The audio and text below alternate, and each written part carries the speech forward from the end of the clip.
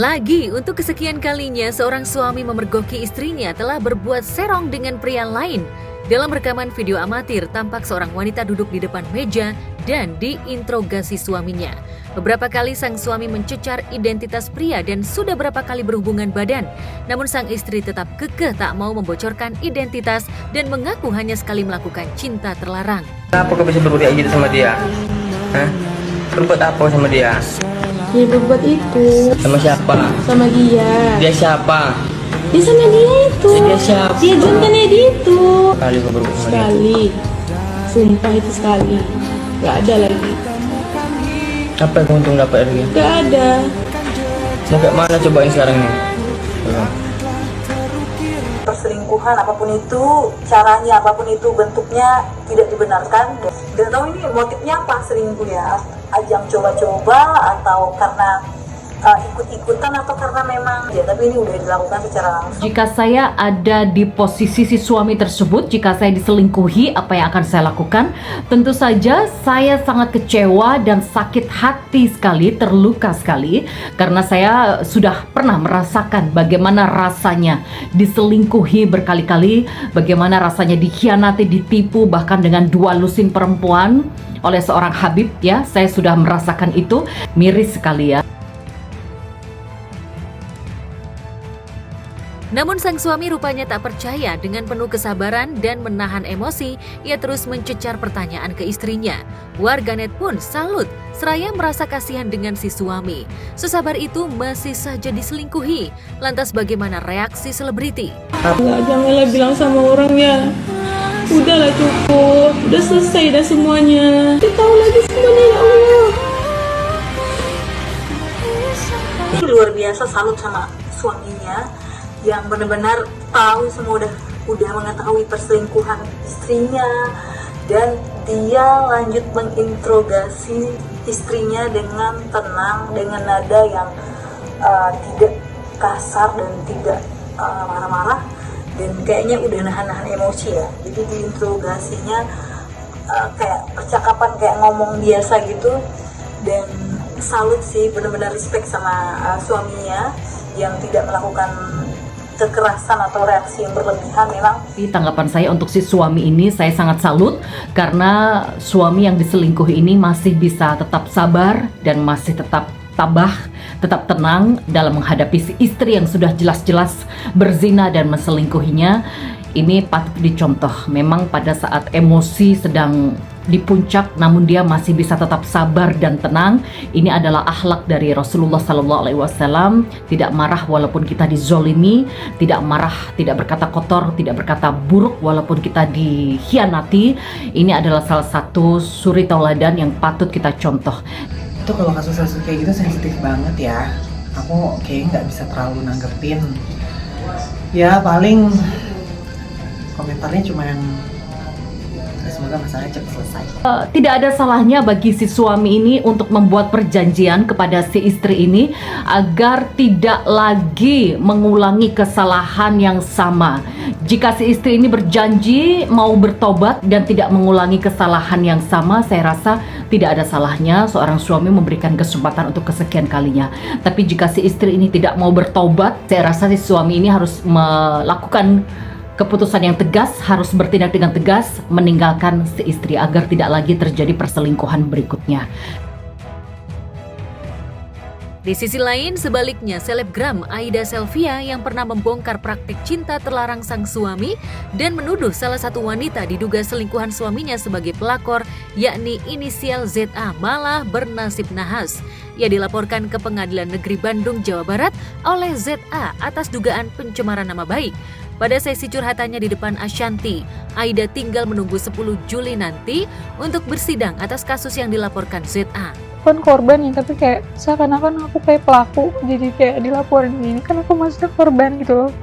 Aku kayak nggak ada rasa bersalah dari kedua belah pihak, malah pada nyerang aku gitu. Aida memviralkan ini, dia ada nggak ngubungin kamu? Enggak, cuma ngancem itu doang terakhir. Yang terakhir di chat itu dia ngancem aku, mau menjarain katanya. Kalau kan ada yang bukti transfer dia, itu ya bukti belinya, terus ada juga bukti dia transfer yang selingkuhan ini. buktinya kayak suka nambahin apa, jadi tuh tiap bulan dia nambahin uang kosan bulanan si cewek. Ada buktinya. Ya, sebelumnya ZA bersama pengacaranya melaporkan Aida atas tuduhan pencemaran nama baik.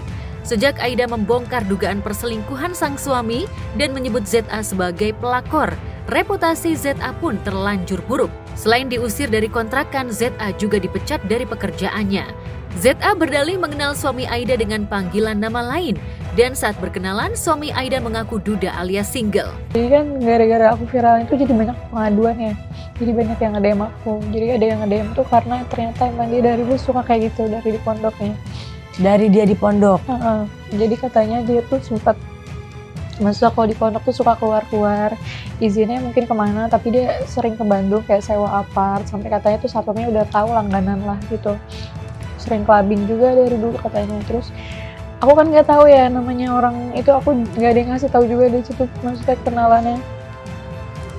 Aku cuma tahu dia maksudnya orang agamis, jadi aku nggak tahu sama nggak mikir, pikiran aku jauh banget ke situ. Dari dia suka clubbing tuh jauh banget pikiran aku ke situ.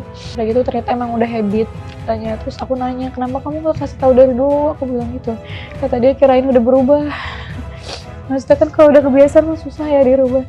Apa yang membuat Aida bisa meyakini dia untuk membuka passwordnya? Aku minta sambil nangis.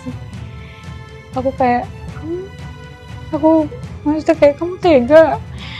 Aku lagi susah-susah nyusuin, aku lagi baru belajar kan menyusuinya.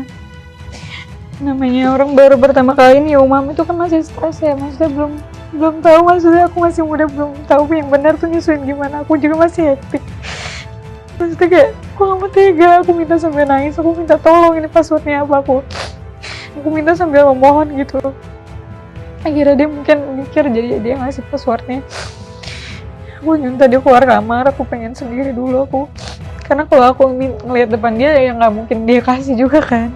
Aku minta dia keluar kamar, baru aku bisa semua ngeliat buktinya. Gemeteran banget di situ, kayak mimpi rasanya. Aku kayak, wah ini bukan orang yang gue kenal gitu loh, kayak ini bukan dia, kayak ngerasa kayaknya punya dua kepribadian gitu kayaknya dia orang. Aku benar-benar nggak nyangka sampai aku kayak kayaknya mimpi deh. Dia tuh kan udah sering nge-DM aku dari November.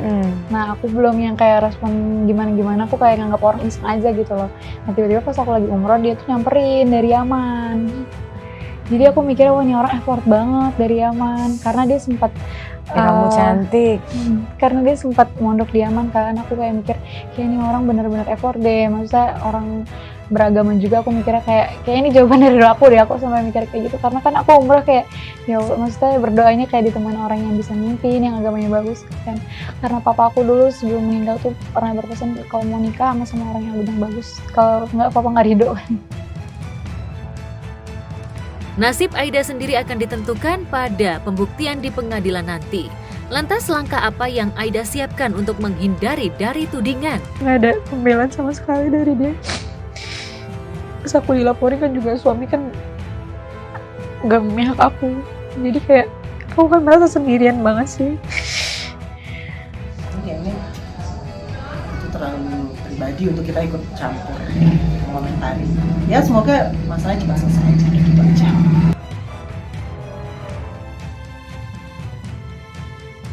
Saat Aida harus menghadapi ujian hukum akibat ulah dugaan perselingkuhan sang suami, selebgram Ryuka Bunga juga menumpahkan kejengahannya pada sosok suaminya, Harry Hore.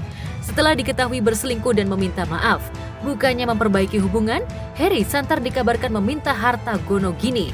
Ryuka pun menumpahkan rasa kesalnya pada sang suami. Yang kebanyakan gaya lu, ikan aja pinter berenang gak banyak gaya.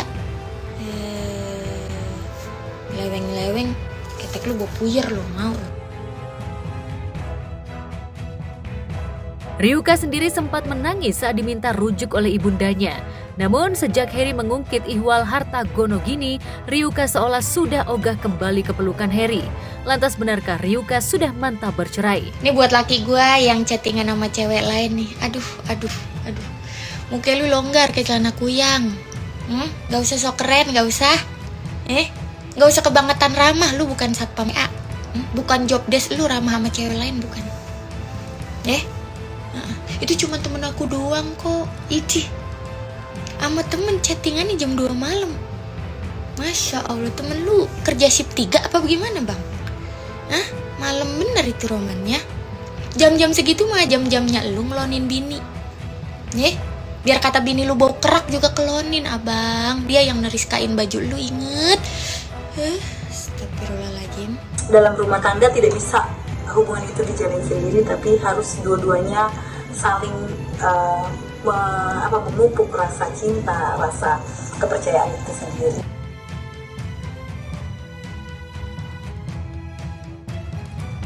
Harry Hore sendiri masih sulit ditemui juru warta. Ia sebelumnya dikenal sebagai selebgram yang kerap menghibur lewat aksi monolognya. Bahkan sempat menyindir soal perselingkuhan. Lantas benarkah kini Harry juga sudah mantap ingin bercerai dari Ryuka Bunga? Lu daripada selingkuh-selingkuh gitu bang, mending lu baca puisi di Tanah Abang dah. Kali be dapet duit. Kalau sudah tidak cinta lagi, tidak sayang lagi, jangan coba-coba selingkuh. Dan kita harus mengambil pelajaran hikmah dari sebuah kisah ini, bahwasanya siapapun di luar sana yang sudah menikah, hendaklah kita menjaga kesucian pernikahan kita, menjaga cinta kita untuk pasangan kita, dan menjaga diri, menjaga mata, hati, dan juga pikiran untuk tidak berkhianat kepada orang yang kita cintai dan orang yang mencintai kita, sehingga hubungan kita terus berlanjut langgeng dan tidak ada masalah yang tidak bisa kita lewati ketika kita terus bergandeng tangan, terus saling mencintai, terus saling menjaga.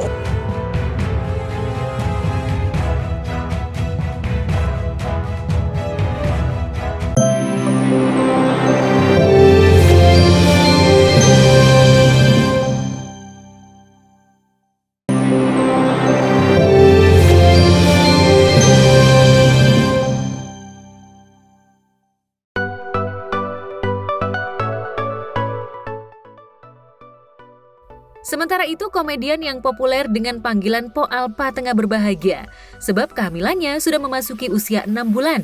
Pemilik nama Nina Carolina itu mengaku sangat antusias menanti kehadiran calon anak kembarnya.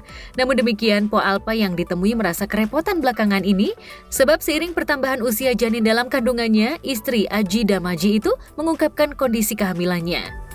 Ini anak soalnya moodnya nih kadang-kadang mood-moodan nih, kadang-kadang nggak mau rame nih anak gitu, kadang-kadang nih anak kita emaknya udah lapar, anaknya nggak mau lapar kayak gitu. Tapi masih rujak kok.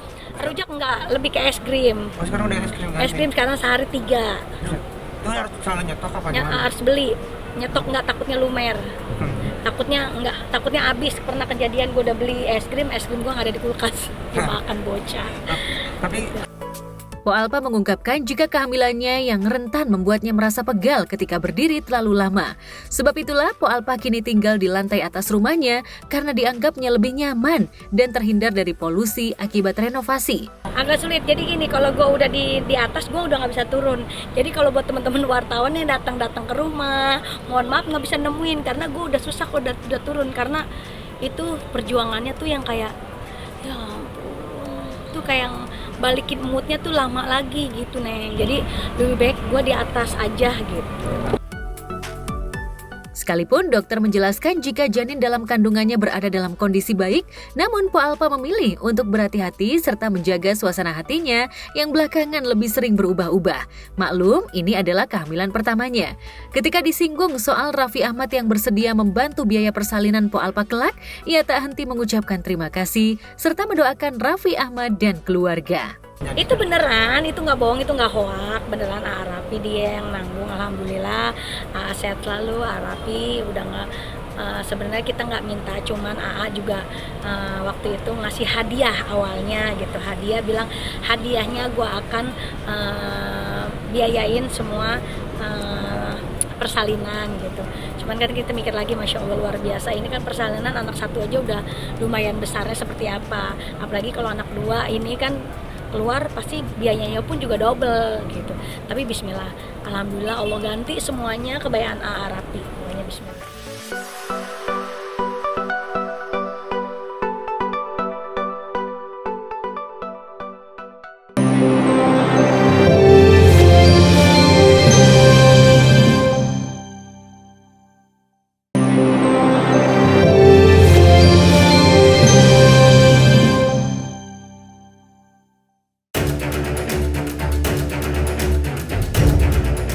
Tengah heboh sosok Marcel yang didapuk jadi kandidat pemimpin di Tangsel, musisi Ade Jigo juga tengah berjuang sengit melawan penggusuran atas tanah warisan yang dimilikinya di kawasan Lebak Bulus, Jakarta Selatan.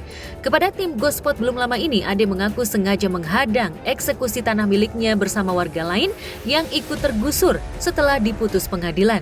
Lantas bagaimana kronologi menurut Ade Jigo? Berdasarkan apa? Undang-undangnya ini Ada, tapi abang berdasarkan ini, tapi objeknya salah. Nah, saya tidak punya kewenangan. Jadi surat perintah untuk pengosongan aja tidak bisa ditunjukkan.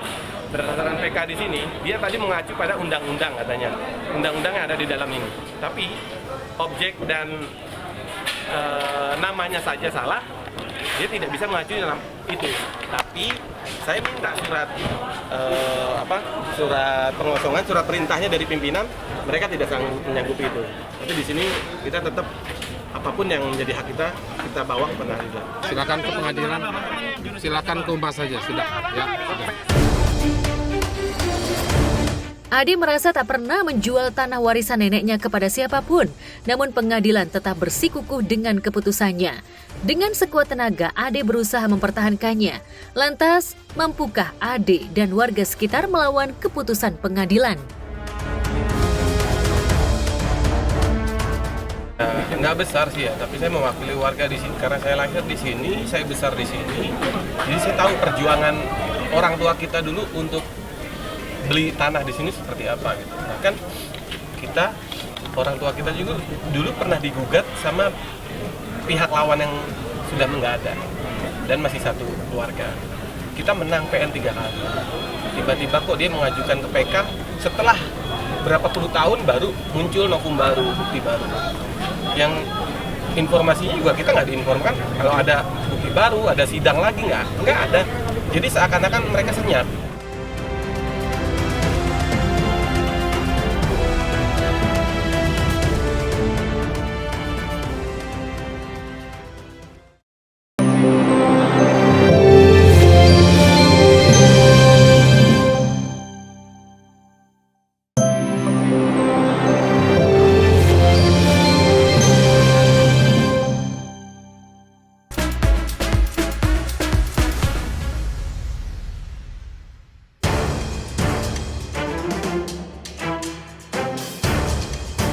Jagat maya tanah air tengah heboh dengan postingan pedangdut Siti Badriah yang tiba-tiba menyeret nama artis kontroversial Ayu Aulia. Semua ini berawal dari masalah baju yang bikin keduanya saling sindir di Instagram. Dalam instastory-nya, sibat biasa Siti Badriah disapa memposting keluhan sang stylist yang sulit menghubungi Ayu lantaran ada 9 baju yang belum dikembalikan oleh Ayu. Karena tak ada respon, sibat pun akhirnya memposting semua kejadian itu di laman foto berbaginya. Aku jujur nggak kenal sih ya sama yang bersangkutan. Aku baru dengar juga dari sosial media. Baru lihat maksud dari sosial media. Aku tanya langsung sama Siti, ini ada apa gitu. Habis itu yang aku tahu sih, kalau nggak salah dia minjem baju stylistnya ya, terus nggak dibalikin. Terus udah gitu doang. Yang aku tahu cuma itu doang. Terus Siti itu cuma ngebantu kayak soalnya di DM atau di chat nggak balas kalau nggak salah. Sampai di situ kabarnya juga kekasih Ayu sempat menghubungi dan bakal mencari baju stylist tersebut. Namun sayangnya mereka sama-sama tak bisa dihubungi. Bahkan sibat berharap jika Ayu segera mengembalikan baju stylistnya jangan sampai dijual. Itu bukan konflik sih ya, itu lebih mengingatkan kepada orang yang salah mungkin ya. Bukan konflik sih buat aku, yang aku lihat kayak dia cuma pengen membantu temennya, membantu stylistnya aja buat mendapatkan barangnya kembali.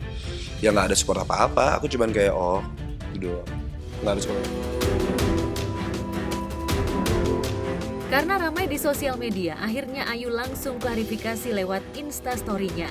Ia mengaku jika memang ada keterlambatan dalam pengembalian baju-baju itu, tapi tak ada niatan untuk mengambil atau jual baju tersebut. Ayu juga berdalih jika baju-baju itu ada di Abdi Waluyo dan sedang diurus pihak asuransi. Di akhir kalimatnya, Ayu juga berharap masalah ini tak mesti dibesar-besarkan di media sosial.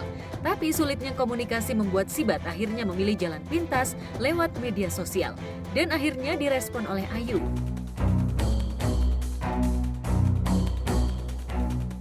Usai Fuji Utami diperiksa pihak penyidik Polres Jakarta Barat ihwal laporan mantan manajer, kali ini terlapor dipanggil untuk diperiksa terkait laporan Fuji. Namun sayangnya tak ada tanda-tanda jika mantan manajer Fuji itu hadir memenuhi undangan dari penyidik. Sengkarut yang tengah dialami Fuji ini memang sudah sangat lama. Namun hingga saat ini kasusnya terkesan lambat dan belum juga disidangkan. Padahal Fuji dan juga pengacaranya telah beberapa kali memberikan bukti-bukti terkait dugaan penggelapan yang dilakukan oleh mantan manajernya tersebut. Per hari ini pun klien kami tidak mau bermediasi. Kasusnya lanjut sampai ke proses hukum. Sampai proses sidang. Karena kan sebelum aku lapor, aku udah nunggu itikat baiknya selama hampir 1 tahun berbulan-bulan nggak ada itikat baik. Jadi pas aku lapor tidak ada itikat baik juga sampai akhirnya sudah tahap kepenyidikan dia baru minta mediasi. Jadi menurut aku maaf ya udah telat, itikat baiknya udah telat. Ya uang dari kerjaan yang pernah dikerjakan. Itu mah pekerjaan yang pernah aku kerjakan yang ketahuan saat itu pun enggak.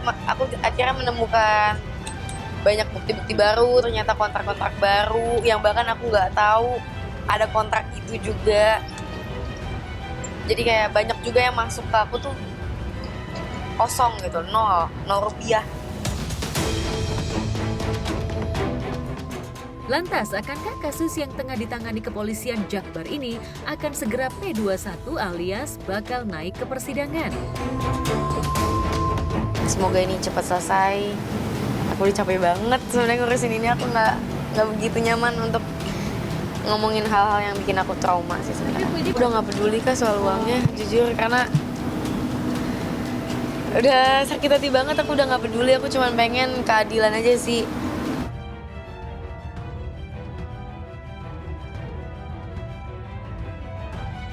Saat kasus Fuji dan mantan manajer belum juga reda, muncul nama-nama sederet selebriti tanah air yang bakal menjadi bridesmaid di pernikahan Alia Mas Said dan Thorik Halilintar nanti. Mahalini misalnya yang sempat mengunggah jika dirinya mendapat bahan yang nantinya dijadikan gaun di pernikahan Alia dan Thorik. Selain itu ada juga Amel Carla dan juga Alisa Daguis. Lantas seperti apa kebahagiaan Amel kala didapuk menjadi bridesmaid Alia yang merupakan sahabat kecilnya? Alhamdulillah, jadi kemarin aku dimasukin grup, isinya lumayan rame. Abis itu dimintain alamat aja sama timnya Aal sama Thorik gitu. Terus dimintain alamat, malamnya udah dikirim box bridesmaids gitu. Terus tadi ada yang nyusul juga buat kain akad. Ada 2, ada resepsi, ada akad. Itu dia, menurutku sih warnanya earth tone ya gitu, karena agak lumayan aal banget lah gitu, kalem-kalem gimana gitu. Yes, ada 2 dan cocok-cocok aja. Menurutku semuanya cocok di kulit. Aku kenal Aal dari kecil sebenarnya gitu kan, karena sering ketemu syuting. Habis itu kita juga sempat satu manajemen bareng, makanya deket banget dari 2016 apa 17 gitu. Terus ya udah deh sampai sekarang jadi bestian. Cuman kita lumayan jarang ketemu ya. Lebih ke kadang chat, kadang ketemunya malah kalau nggak sengaja lagi sama-sama nggak ada acara gitu. Kalau sama Thorik aku kenalnya juga dari Aal. Aku pernah ketemu sebelum dia deket sama Aal, aku pernah ketemu lagi nongkrong pagi-pagi habis olahraga. Terus kemarin baru deket lagi pas sama Aal. Amel tak menyangka jika sahabat kecilnya itu bakal berubah statusnya. Lantas benarkah selain kepada Aurel Hermansyah yang merupakan sahabat sekaligus calon kakak iparnya, Alia juga kerap curhat soal perjalanan cintanya dengan Thorik kepada para sahabat dekat khususnya Amel. Al curhat dan ya alhamdulillahnya sih selama dia sama Thorik curhatnya tuh nggak pernah yang gimana-gimana gitu, kayak lancar-lancar aja, aman-aman aja, baik-baik aja semuanya gitu. Makanya aku dari awal dia dekat kayak ya semoga ya Al, semoga lancar sampai ya ada tujuannya gitu hubungannya. Dan alhamdulillah beneran kan gitu. Kita doakan yang terbaik aja untuk mereka karena hubungannya yang diawali dengan baik ya insya Allah berakhir juga baik. Meski beberapa selebriti wanita telah didapuk menjadi bridesmaid, namun sayangnya belum ada tanggal pasti dan juga tempat acara mengucap janji suci Thorik dan Alia dihelat. Keduanya seperti enggan membocorkan tanggal sakral keduanya ke halayak banyak. Kalau udah mau nikah nih, tanggal berapa jadinya nikahnya? Anda tahu, Beb? Oh, udah gue udah tahu. Nih, diem ya guys, karena ada yang ngasih tahu. Tanggal 40-an ya. Gimana? Persiapan udah lancar? Lancar, alhamdulillah. Tadi gue baru ngeliat venue. Udah lihat venue? Venue ini buat Konser? Oh, siram. Itu bukannya ini ya? Kalau di Padang kan nggak ada siram-siram, kenapa lu pakai siram-siraman? kan kita menghormati budaya perempuannya.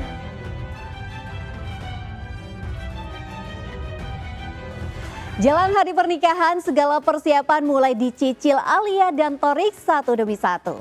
Termasuk Alia yang sudah memberikan undangan khusus untuk sejumlah sahabat selebritinya menjadi bridesmaid alias pengiring pengantin wanita di hari pernikahannya nanti. Sejumlah nama seperti Mahalini, Aziza Salsa, Alisa Daguis, Yuki Kato, dan Amel Carla sudah menerima gaun yang nantinya akan dikenakan saat hari pernikahan Alia dan Thorik. Duh, semuanya udah gak sabar ya. Kita doakan yang terbaik diberi kelancaran untuk pernikahan Alia dan Thorik. Coming up next, jelang hari persalinan, Mpok Alpa makin merasa bahagia dan gak sabar bertemu buah hatinya. Benarkah persalinan Mpok Alpa kali ini mendapat sponsor biaya khusus dari Raffi Ahmad? Seperti apa pula hubungan Rizwan alias Enjan, anak komedian Sule dengan Lea, anak dari Ferry Maryadi. Benarkah keduanya kini makin dekat dan punya hubungan khusus? Sementara itu, Prilly Latukonsina tengah berbahagia saat beri kejutan ulang tahun untuk ibunda tercinta. Apa ya kado spesial yang diberikan Prilly untuk ibunda tercintanya? Berita selengkapnya after this break, tetap di Go Spot.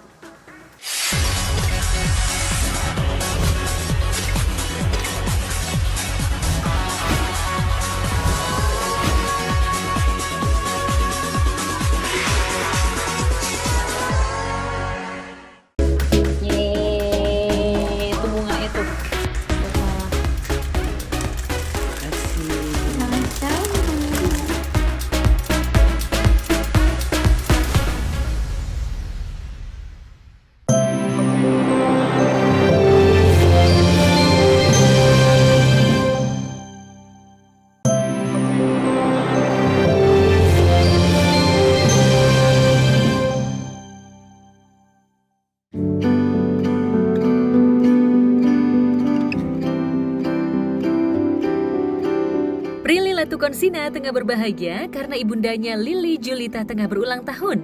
Prilly, Raja, adik serta Rizal Latukonsina ayahnya sengaja memberi kejutan kepada ibunda mereka dengan membawa kue ultah serta lilin dan bunga.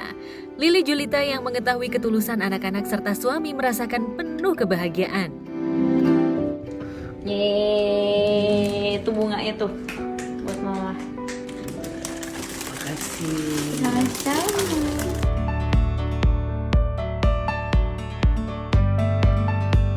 Sebelumnya, Prilly menyiapkan kejutan yang akan diberikan kepada ibunda. Namun, Prilly dan adiknya sadar jika ibundanya tak perlu diberi kejutan layaknya anak muda zaman sekarang. Sehingga mereka langsung memberikan kue, merasakan jika hari jadinya benar-benar istimewa. Lantas seperti apa sosok ibunda di mata keluarga?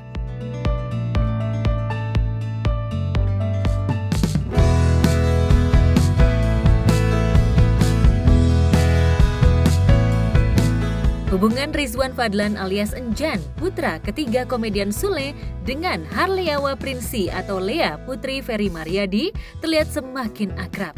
Keduanya bahkan terlihat serasi ketika dipasangkan dalam satu acara dengan mengenakan busana pesta. Namun demikian, keduanya masih malu-malu untuk saling mengakrabkan diri. Itu sebabnya Enjan yang ditemui tersipu malu ketika disinggung soal status hubungannya dengan Lea. Pulang dulu deh. Seru banget, Dikes. Dikes keren. Dadah. Jan, udah pacaran belum sih Jan? Jan, Lea cantik kan Jan? Lea cantik ya Jan ya? Jan.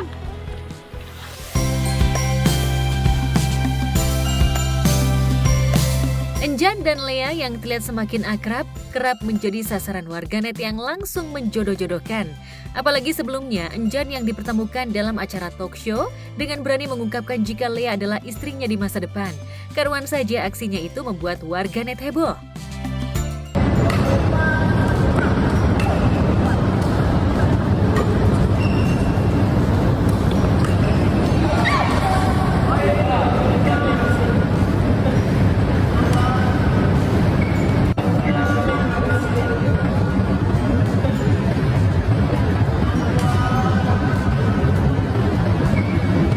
Nyala jauh kene. Ya masih tebih. Urusan itu mau urusan mereka. Ya, kan mereka yang merasakan juga. Mereka yang merasakan. Dia masuk jodoh-jodoh keluar. Jadi di situ aku harus dong build chemistry. Jadi bener-bener aku bener-bener all out itu aku bilang kayak build chemistry yuk, aku gitu. Terus dia kayak oke, gimana nih gitu. Cowok-cowoknya kriterianya pasti kalau gue sih gini ngelihatnya sudah pasti yang satu agama seiman. Terus yang pasti bisa membawa Lea jauh lebih baik lah, karena kan kalau gue berpikir gini, gue melarang dia untuk pacaran, tapi gue mengarahkan dia untuk banyakin teman, silaturahmi. Nanti kalau misalnya mau pacaran, nanti kalau sudah nikah, nah ketika sudah nikah nanti sok si suami ini teh kan ya gue nggak tahu ya umur gue sampai kapan gitu. Gue akan melepaskan anak gue sama si calon suami ini dan menitipkan dia lahir batin buat si suami aku.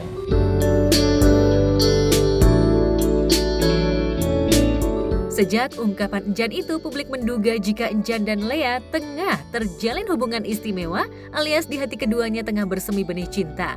Benarkah demikian? Kalau saya merakit anak-anak saya itu selalu menjadi bisa dibilang peraut atau pengasah yang baik. Tapi ketika dia sudah mulai agak keluar jalur, saya harus bisa meredam emosi mereka untuk bisa tetap ada di tengah. Jangan terlalu tinggi. Karena apa? Karena kalau terlalu tinggi, begitu dia turun dia akan sakit banget. Tapi kalau terlalu rendah, naiknya akan terlalu berat. Makanya dia harus ada selalu di tengah. Jangan lupa namanya adab-adab terhadap orang yang lebih tua, lebih senior. Begitu juga ke yang bawah harus lebih hormat dan juga menyayangi dan mengayomi.